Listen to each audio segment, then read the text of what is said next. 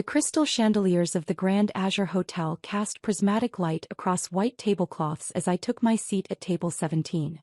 Not the family table. Not even close to it. I was positioned near the kitchen doors, where the constant swing of servers created a draft that made the candles flicker. "Claire, you actually came," my sister Amanda said, pausing at my table with her new husband Marcus. Her white gown probably cost more than most people's cars. "I'm surprised you could afford the gas money to get here." I set down my water glass carefully. "Congratulations on your wedding, Amanda. Everything looks beautiful."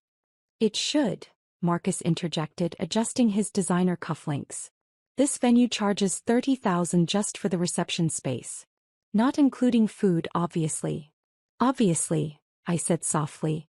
Amanda leaned closer and I caught the scent of her expensive perfume. "Honestly, Claire, I almost didn't send you an invitation. Mom said it would be embarrassing having you here in your... What are you wearing?" "Something from a discount store." I glanced down at my simple navy dress. It was nice, professional, purchased from a regular department store. "It's comfortable." "Comfortable," Amanda repeated, laughing. "Did you hear that, Marcus? Comfortable. Claire, this is a luxury event. People should look sophisticated. Not like they're going to a job interview at a call center." "I think I look fine," I said evenly. Marcus snorted. "Sure. Fine for a Tuesday morning meeting. Not fine for the Grand Azure Hotel. Do you have any idea what the average net worth is in this room?" "I couldn't guess," I replied. "Let's just say you're bringing down the average considerably," Amanda said, then swept away toward the family table where my parents sat with her in-laws. The first course arrived. A delicate arrangement of seared scallops with microgreens and some kind of foam I couldn't identify. It was beautifully plated. I ate slowly, watching the servers move with practiced precision through the room. "Claire." My mother's voice carried across 3 tables. She was waving me over, her diamond bracelet catching the light. I walked over carefully, aware of eyes following me. "Yes, Mom. We're taking a family photo." "Well, the immediate family." She gestured to where Amanda, Marcus, Dad, and Marcus's parents were gathering. "You can wait here." "I'm immediate family," I said quietly. "Oh, sweetie." Mom patted my arm. "You know what I mean. The people who actually contributed to this event. The people who matter in Amanda's life. You understand, don't you?" I nodded and stepped back.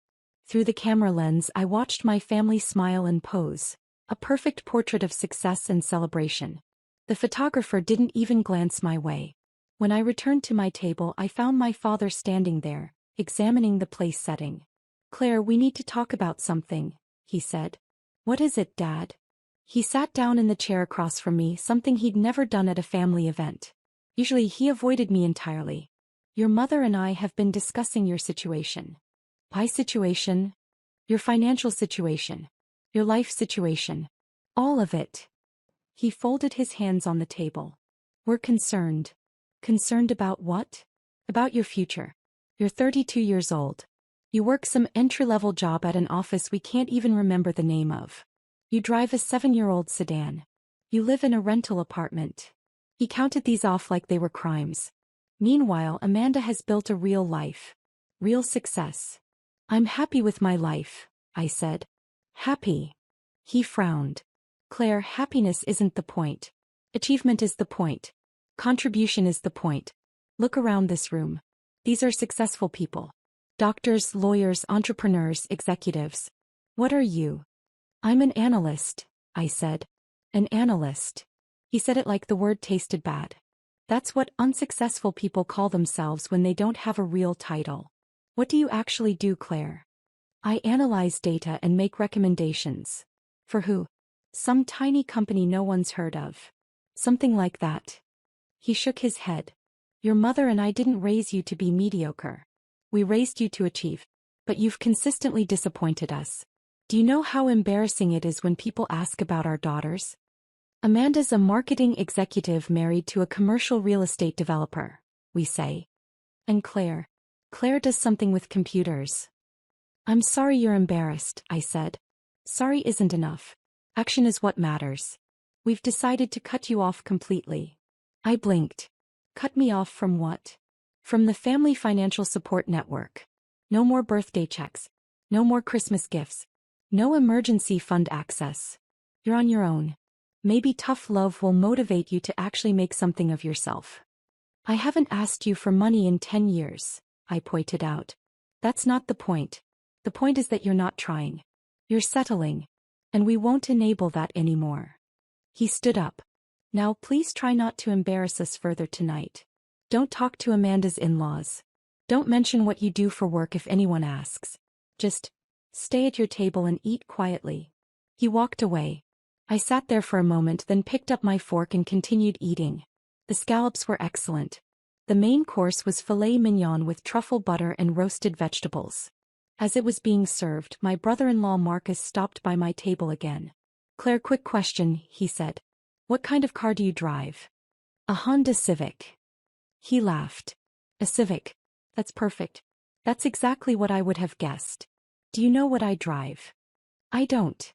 A Tesla Model S Plaid. Top of the line. 0 to 60 in under 2 seconds. It costs more than you probably make in a year. He waited for my reaction. That's nice, I said. Nice. He seemed disappointed by my response. It's not nice, Claire. It's exceptional. It's what successful people drive. But I guess you wouldn't understand that. You're probably thinking a Civic is perfectly adequate. It gets me where I need to go. See, that's your problem right there. That mindset. Adequate. Gets me where I need to go. Successful people don't think like that. We think about excellence. About status. About making statements. I prefer to be practical, I said. Marcus leaned against the back of an empty chair. Let me tell you something, Claire. Amanda almost didn't invite you tonight. Did you know that? She mentioned something about it. She was worried you'd make her look bad. Having a sister who's basically, well, let's be honest, who's basically poor. It reflects on her, you know? People judge you by your family. I'm not poor, I said evenly.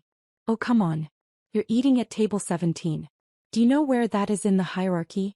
That's the we had to invite them but don't want them too close table. That's the pity table. I see. And let me give you some advice from someone who's actually made it in the world. If you want people to respect you, you need to show success. Dress better. Get a better car. Move to a better neighborhood. Fake it till you make it, you know? I'll keep that in mind, I said. He patted the table. Good talk. Oh, and maybe don't order dessert. I saw it on the menu. It's a $40 chocolate souffle. Probably more than you'd want to spend on a single course. I watched him walk away, then took another bite of my steak. It was cooked perfectly, medium rare with a pink center. Amanda appeared as dessert was being served. Claire, we're going to do the cake cutting soon. Please don't get in any of the photos. I've instructed the photographer to focus on people who actually look like they belong here. Understood, I said. And honestly, after dinner you can probably leave early. You've shown up, you've been seen, that's enough. I'm sure you're not comfortable here anyway. This isn't really your world. What is my world? I asked. He thought about it. I don't know.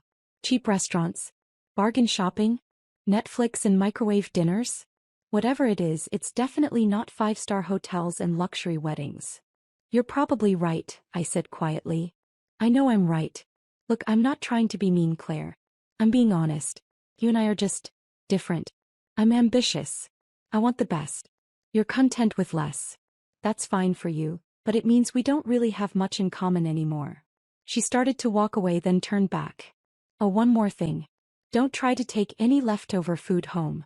The hotel staff has been instructed about portion control and waste management. Besides, it would look really tacky. I nodded and she left. The cake cutting happened without me. The bouquet toss happened without me. The first dance, the toasts, the special moments. I watched them all from table 17 near the kitchen doors, eating my $40 chocolate souffle slowly. It was around 9:30 when my mother came over with my Aunt Susan and Uncle Richard. Claire, your aunt and uncle were just asking about you, Mom said in that tone that meant she was annoyed she had to acknowledge my existence. Hi Aunt Susan, Uncle Richard, I said. Claire, we haven't seen you in ages. Aunt Susan hugged me. How are you doing? I'm well, thank you. We were just asking your mother about your life. She said you work in an office. That's right. Doing what exactly? Uncle Richard asked. My mother interrupted. Something with data entry, I think. Nothing too exciting. Susan, Richard, you should try the champagne. It's from France. $25 a glass. Data analysis actually, I corrected gently. Right, Mom said dismissively. Anyway, Claire has a nice little life. Nothing spectacular, but she seems content. Don't you, dear? I'm content, I confirmed. Aunt Susan looked uncomfortable. Well, that's what matters, isn't it? Being happy. If you say so, Mom replied. Though I've always thought achievement matters more than happiness. But maybe that's just me. Maybe some people are meant to be followers rather than leaders. Mom, I started. It's fine, Claire. We all have different levels of capability. You found your level. There's no shame in that. He smiled at my aunt and uncle.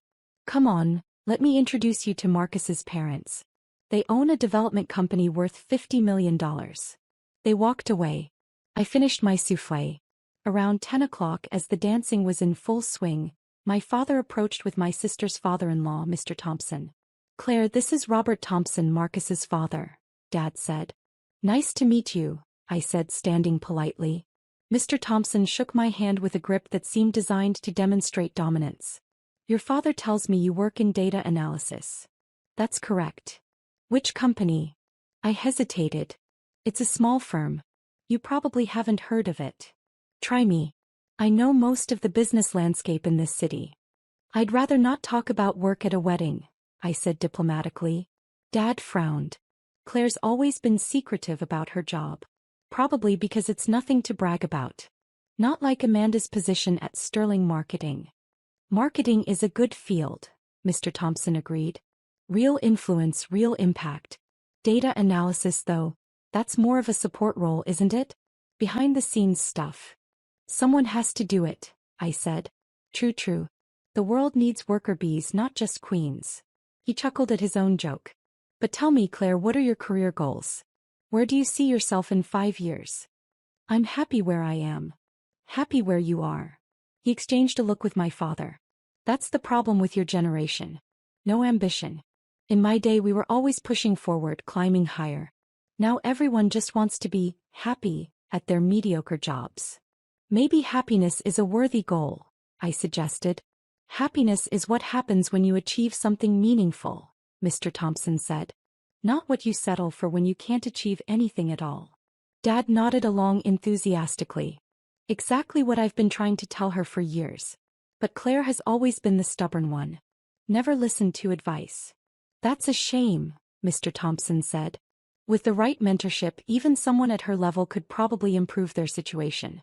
Though I suppose some people lack the fundamental drive required for real success. They walked away together, laughing about something.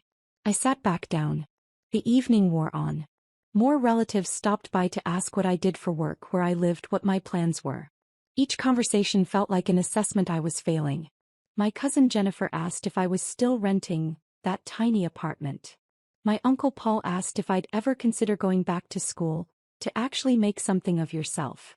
My grandmother asked if I had any prospects at all, dear, because you're not getting any younger. I answered each question calmly, deflecting when I could, admitting the truth when I couldn't. At 11 o'clock, as I was considering leaving, Amanda found me again. Claire, I need to talk to you about something, she said, sitting down at my table uninvited. What is it? This is awkward, but the hotel just sent me the final invoice. There's a charge on here that doesn't make sense. What kind of charge? It says there's a room reserved under your name. Room 2847. Did you book a room here? I did. Her eyes widened. You booked a room at the Grand Azure? Claire, do you know how much rooms cost here? The basic rooms start at $600 a night. I'm aware. Then why would you, wait, are you actually staying here tonight? Are you that desperate to pretend you're part of this world? I had my reasons, I said. Your reasons? Amanda's voice rose. Claire, this is pathetic. You can't afford to stay here. You're going to max out a credit card or something trying to impress people who already know you're not at our level. Please tell me you didn't actually check in. I checked in this afternoon. Oh my God. She put her face in her hands. This is so embarrassing. What if someone sees you in the elevator or the lobby? What if they realize you're staying in the same hotel as all our successful guests? They'll think you're some kind of stalker or groupie. I'm just staying overnight, I said. I'll leave in the morning. You need to cancel it. Right now. Get your deposit back, cut your losses. Claire, I'm serious. This is beyond inappropriate. You're trying to infiltrate a lifestyle you don't belong in. The room is paid for, I said quietly. Then get a refund. I'm sure they have cancellation policies. She stood up. I'm going to talk to Mom and Dad about this. This is exactly the kind of delusional behavior we've been worried about. She stormed off toward the family table. I could see her talking animatedly to our parents, gesturing back at me. All three of them looked over, wearing identical expressions of disappointment and disgust. A few minutes later, all three of them came to my table. Several nearby guests turned to watch. Claire, Amanda told us about the room, Mom said in a harsh whisper. What were you thinking? I was thinking I'd need a place to stay, I said. You live 40 minutes away, Dad said. You could have driven home. Instead, you wasted hundreds of dollars trying to pretend you're something you're not. I wanted to stay at the hotel, I said simply. This is exactly what we're talking about, Mom said. This kind of irresponsible financial decision-making. This is why you're stuck where you are in life. You spend money on things you can't afford instead of investing in your future. Amanda crossed her arms. I want you to cancel that room right now. This is my wedding and I won't have you embarrassing me by pretending to be a guest at a luxury hotel. I am a guest at a luxury hotel, I pointed out. I'm staying here. You're crashing here, Amanda corrected. There's a difference. Real guests belong here. You're just playing dress up. I think I'll keep my room, I said. Dad's face reddened. Claire Elizabeth Williams, you will cancel that room immediately, or we will call the hotel management ourselves and have them remove you from the premises. On what grounds? On the grounds that you can't afford to be here and you're clearly having some kind of mental break thinking you can just... Is everything all right here? We all turned. A man in an immaculate black suit had approached our table. His name tag identified him as James Morrison, hotel manager. He had the kind of composed, professional demeanor that came from years of handling difficult situations. We're fine, Dad said quickly. Just a family discussion. I apologize for interrupting, James said smoothly. I just wanted to check in on our VIP guest and ensure everything is meeting expectations. VIP guest? Amanda looked confused. James smiled at me. Ms. Williams, I trust your suite is satisfactory? We upgraded you to the presidential level as requested. The silence at the table was profound. The presidential level? Mom repeated faintly. Of course, James said. Ms. Williams always stays in our finest accommodations when she's here. Although, Ms. Williams, I must say we're delighted to have you attending an event in the ballroom this time rather than just staying with us during your business trips. Business trips? Dad said. James looked between my family members and me, his professional instincts clearly sensing tension. I hope I haven't spoken out of turn. You're saying Claire stays here regularly? Amanda asked. I shouldn't discuss guest information, James said carefully. But given the circumstances and with Ms. Williams present, I think I can confirm that yes, she's one of our most valued regular guests. There must be some mistake, Mom said. Our daughter can't afford. Mom, I said quietly. Please. No, Claire, this is absurd. This man clearly has you confused with someone else. Tell him. Tell him there's been a mix-up. James pulled out his phone, tapped the screen a few times and showed it to my mother. This is Ms. Williams's profile in our guest management system. Is this not her? Mom stared at the screen, then at me. I don't understand. Perhaps we should discuss this elsewhere, I suggested. No, Amanda said sharply. We're discussing this right here. Mr. Morrison, how many times has my sister stayed at this hotel? James looked uncomfortable. I really shouldn't. How many times? He glanced at me. I gave a small nod. According to our records, Ms. Williams has stayed with us 73 times over the past 4 years. She maintains an annual membership in our Diamond Elite program, which requires a minimum spend of $200,000 per year in room rates alone. Amanda actually stumbled backward. $200,000? That doesn't include dining, spa services, or event space rentals, James added. Ms. Williams, your family seems surprised by this information. I apologize if I've created any awkwardness.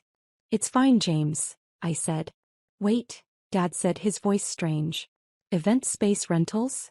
We really should discuss this in private, I said, standing up. The Grand Azure has been honored to host several of Ms. Williams's corporate events, James said, including an annual conference that brings in approximately 3,000 attendees each year. We're already looking forward to next year's booking. Marcus appeared, drawn by the commotion. What's going on? Apparently Claire is some kind of secret millionaire who stays at luxury hotels all the time, Amanda said, her voice dripping with sarcasm. Which is obviously ridiculous. Mr. Morrison clearly has her confused with someone else. James's expression shifted slightly from apologetic to something more professional. I assure you there is no confusion. Ms. Williams is not only a valued guest but... He paused. But what? Dad demanded. I should really let Ms. Williams explain, James said. All eyes turned to me. The nearby tables had gone quiet, guests openly listening now. Claire, Mom said slowly. What is he talking about? Before I could answer, a woman in a sharp business suit approached. Her badge identified her as Patricia Chin, Director of Operations. James, I need to speak with you about... Oh. He stopped seeing our group. Ms. Williams. I didn't realize you were here for a personal event. I hope everything has been perfect. Everything's been lovely, Patricia. Thank you. Patricia looked at my family. These must be your relatives. How wonderful that the event is being held here. Ms. Williams, if you need anything at all tonight, please don't hesitate to call me directly. Ms. Williams doesn't need to call anyone, Amanda said coldly. This is my wedding and I'm the one who booked this venue. Patricia's smile remained but her eyes cooled. Of course. Though technically the booking was made through Sterling Events, which is one of our corporate partners. The actual contract is with the property ownership group. So, Amanda said. So the ownership group has final approval on all events, Patricia explained. We're very pleased they approved your wedding, Mrs. Thompson. They. Dad said. Who are they? Patricia looked at James. James looked at me. I could see both of them calculating what they should say. Perhaps it's time, I said quietly. Time for what? Mom demanded. A third person approached our table. An older gentleman in an expensive suit, walking with the confidence of someone who owned everything around him. His name tag read, Michael Reynolds, Regional Vice President, Azure Luxury Hotels. Excuse me, he said pleasantly. I don't mean to interrupt a family celebration, but I saw Ms. Williams was here and wanted to say hello personally. He shook my hand warmly. Claire, wonderful to see you. I trust James and Patricia have been taking excellent care of you. As always, Michael, I said. Outstanding. And I wanted to let you know that the quarterly reports are ready for your review. I'll have them sent to your office on Monday as usual. The color drained from my father's face. Her office. Michael smiled at my father. You must be very proud of your daughter, Mr. Williams. Not many people accomplish what she has by age 32. I don't. I'm not. Dad couldn't form a complete sentence. I'm sorry, Amanda interrupted, her voice shaking. Who exactly are you? Michael Reynolds. I oversee the Azure Luxury Hotels East Coast operations, which means I report directly to the ownership board. He paused. Which includes Ms. Williams as the majority shareholder. The world seemed to stop spinning. Majority shareholder, Mom repeated numbly. That's correct. Ms. Williams owns 51% of Azure Luxury Hotels International, which includes this property and 47 others across 12 countries. Marcus laughed. Sounded slightly hysterical. That's impossible. Claire drives a Honda Civic. I like my Civic, I said softly. Claire, Dad said slowly. Is this true? I looked at my family. My sister in her expensive wedding gown. My brother-in-law with his designer suit and Tesla. My parents with their diamond jewelry and superior attitudes. All of them staring at me like I'd suddenly grown a second head. Yes, I said simply. It's true. But how? Amanda whispered. I started a data analysis company in my 20s. We developed predictive algorithms for hospitality markets. Azure Hotels bought my company 4 years ago for their algorithm, But part of the deal was that I retained majority ownership in the parent company. I also sit on the board and oversee certain strategic initiatives. You're a data analyst, Dad said weakly. I am. I analyze market data, revenue projections, customer behavior patterns, expansion opportunities, and dozens of other factors. I just do it for a company worth approximately $8 billion. Mom sat down heavily in an empty chair. $8 billion. That's the current valuation, yes. Amanda's voice rose. Then why do you dress like that? Why do you drive that car? Why do you live in a rental apartment? Because I like my clothes. I like my car. And I like my apartment. I don't need to prove anything to anyone. You let us think you were poor. Mom said accusingly. You assumed I was poor. I never said I was. You never corrected us. You never asked. You just decided. All of you. I looked at each of them in turn. You decided I was a failure because I didn't perform success the way you wanted me to. I was content with that. I didn't need your approval. But you embarrassed us. Dad said. I embarrassed you by not living up to your arbitrary standards. That's different. James cleared his throat. Ms. Williams, about the wedding event tonight. Given the circumstances, should we proceed with the standard post-event protocols? What protocols? Amanda asked nervously. The event was booked at our standard rate, Patricia explained. 15% discount through Sterling Events. However, when a majority shareholder's family member is involved, we typically apply a family courtesy adjustment. A courtesy adjustment? Marcus said hopefully. Yes. We charge full rate. No discounts. No deferrals. Full payment due within 30 days instead of our usual 60-day payment plan option. Amanda's face went pale. But the invoice you sent earlier was the discounted amount. $30,000 for the space, plus catering plus service fees. With the family courtesy adjustment, the total comes to $42,000. Due in full by December 1st. That's in 30 days. Marcus said. Yes, sir. We can't pay that much in 30 days. We were counting on the payment plan. Patricia's smile remained perfect. I understand. Unfortunately, the policy is quite clear when family members of the ownership board are involved. We maintain strict standards to avoid any appearance of preferential treatment. Dad stood up. Now wait just a minute. Claire, you can't let them do this. You're on the board. You can override this policy. I could, I agreed. But why would I? Because we're your family. My family. The family that put me at table 17.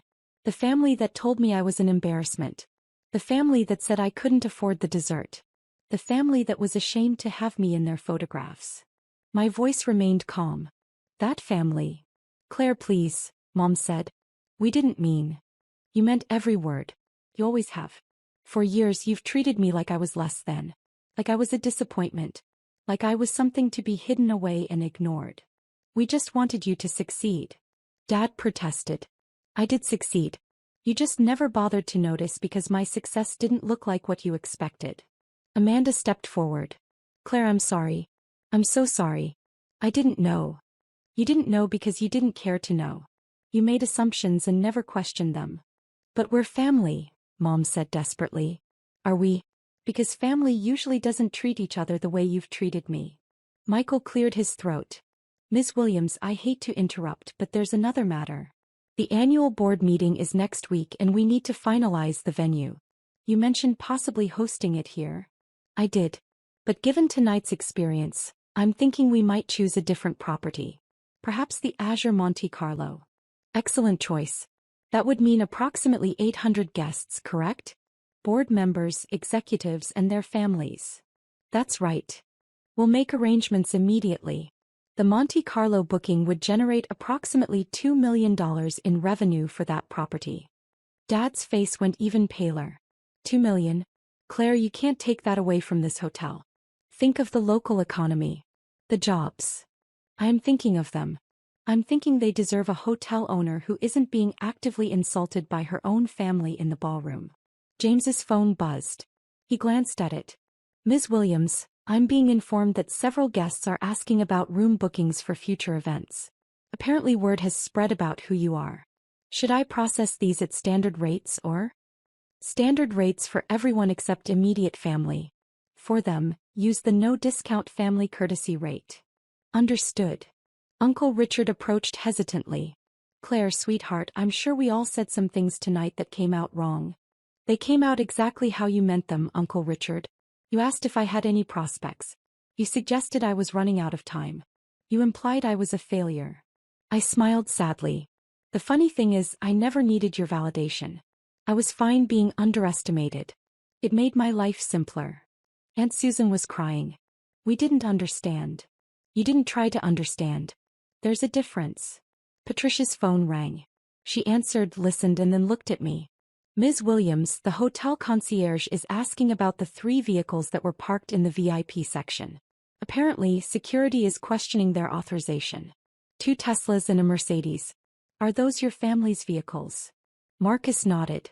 That's mine and Amanda's parents' cars. And the Mercedes is ours, Dad said. I see. Well, the VIP section is reserved for ownership, executive staff, and their approved guests. Since Ms. Williams has not designated any of you as approved guests, I'm afraid those vehicles will need to be moved to standard parking. Standard parking is 3 blocks away, Marcus said. It's 11 at night. Yes, sir. The valet can retrieve your vehicles if you'd like, but there will be a $50 convenience fee per vehicle. Dad looked at me. Claire, this is petty. Is it? This entire evening, you've all made it clear that I don't belong in your world. That I'm not at your level. Now you want me to give you access to mine. Michael's phone rang. He answered, spoke briefly, and then addressed my sister. Mrs. Thompson, I'm being informed that the hotel restaurant charge for your rehearsal dinner last night is being reviewed. It was previously comped as a courtesy, but given the changed circumstances.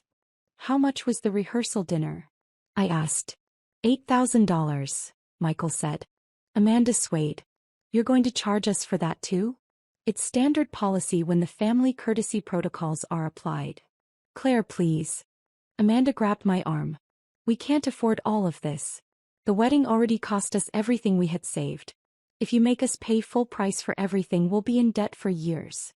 I looked at her hand on my arm, then at her face. Tears were streaming down her cheeks, ruining her perfect makeup. You should have thought of that before you told me to stick to fast food, I said quietly. I pulled my arm away and turned to James. Please prepare the updated invoice for the Thompson family. Full amounts, 30-day payment terms, no exceptions. Yes, Ms. Williams. Claire, you can't do this. Marcus said. This is vindictive. This is cruel. Is it? Or is it just the natural consequence of your own behavior? I picked up my small purse from the table. You all spent the evening making it very clear that money determines worth. That success is measured in dollars and status symbols. So here's your lesson. I have more money than all of you combined. I have more success than you ever imagined. And I still don't think you're worth very much. Claire Elizabeth Williams. Dad's voice was sharp with authority. Or it tried to be. That tone doesn't work anymore, Dad. You have no authority over me. You never really did, but now you definitely don't. Mom stood up. If you do this, if you charge us these fees and take away the discounts, we'll never forgive you. Good, I said simply. Then we'll be even. I started walking toward the exit. Behind me, I could hear my family starting to argue with James and Patricia, their voices rising in panic and desperation. Other guests were pulling out their phones, probably already texting about the drama unfolding at table 17. As I reached the ballroom doors, Michael caught up with me. Ms. Williams, I apologize if our staff revealed more than we should have tonight. It's fine, Michael. It was time. The board meeting in Monte Carlo, you're serious about that? Completely serious. Michael, I want you to make a note in our booking system. The Williams family is no longer eligible for any corporate discounts, partnership rates, or courtesy adjustments at any Azure property worldwide. Understood. I'll make sure that's implemented immediately. Thank you. I took the elevator to my suite on the presidential level. The doors closed, finally muffling the sounds of my sister's wedding disaster. As the elevator rose, I caught sight of my reflection in the mirrored walls. I was still wearing my simple navy dress from a regular department store. I was still the same person I'd been when I arrived. The only difference was that now my family knew the truth. and I was absolutely fine with that. The elevator chimed softly as it reached my floor, and the doors slid open to reveal the quiet, elegant hallway of the presidential level. Behind me, somewhere far below, my family was learning that sometimes the person you underestimate is the one who holds all the power. I smiled and walked toward my suite, already planning which Azure property I'd visit next month. After all, I owned 47 others to choose from.